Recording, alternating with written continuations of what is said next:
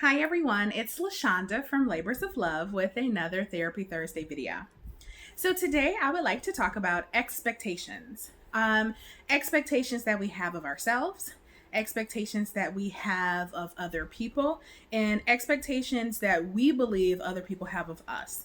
All of that kind of wrapped into this discussion about expectations. So often, the expectations we have in general are developed when we are growing up. So, how we see the world around us functioning becomes the expectation that we have, either to continue to replicate and provide the things that we get in our families of origins and upbringings, or to create the opposite.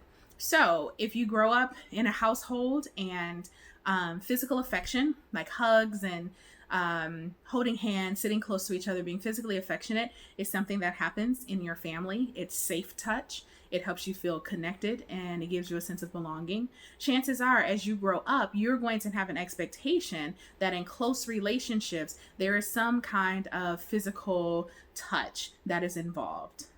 At the same time, if you grow up in you have touch that is not healthy and it is not safe, it is abusive, it's dangerous, and it hurts you, chances are you're going to grow up with the expectation that touch not be a part of your close relationships. It's important for us to realize that the experiences we've had growing up definitely influence our expectations, because if we don't realize that, then we kind of think that people have the same expectations regardless of the experiences they've had. So imagine the two scenarios that I just gave. A person who grew up where healthy and safe touch was very much a part of their upbringing, and they grow up to have an expectation that close relationships have touch. And they then get into an intimate relationship with a person who grew up where touch was not healthy, it was dangerous, it was not safe.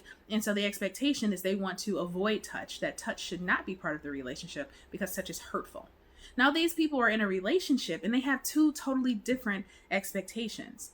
The thing is, when we get into these relationships, we oftentimes don't talk about these things. We don't have real, deep conversations about our expectations. We just kind of go in, and however we engage during the beginning part of our relationships is how we think we're going to engage for the rest of our relationship.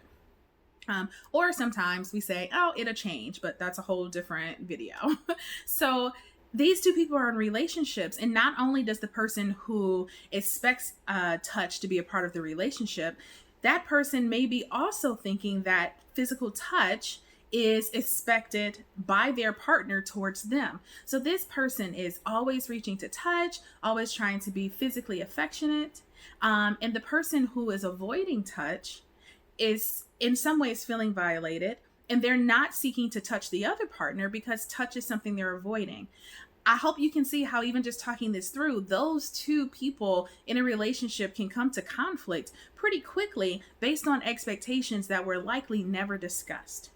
So not only do we sometimes go into relationships, and these relationships can be intimate relationships, they can be friendships, they can be work relationships, where we come in having expectations of how we are to engage with the world, how the world is to engage with us, and how we think the world and what we think the world is expecting from us. Today, I thought it was a good thing to talk about because I've seen this pattern of relationships where people are being offended by their partner, and other people are being offended because people are not meeting the expectations they have when they've never really talked about the expectations. Sometimes we think that our actions are signifying what we want. So we'll say, well, he knows that I like to be close. A question I may ask is, what were the words you used to tell him that?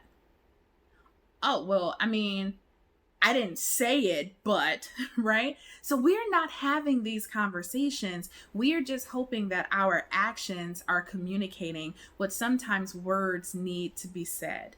And so today, my invitation is that you take a look at the expectations you have of the relationships you're in and the people that you're in relationship with. And you ask yourself, If they are consistently not meeting my expectation, have I effectively communicated what my expectations are? And am I assuming that I know what their expectations are in this relationship, or am I just trying to figure it out and giving them what I think I would want? So, with that, if you have a difficult time with managing expectations or figuring out how your upbringing and lived experiences have impacted your expectations, Labors of Love would love to walk alongside you on that journey. You can reach out to us at www.thelaborsoflove.com. We're on all the major social media outlets, and don't forget to subscribe to our YouTube channel. Until we connect again, be well.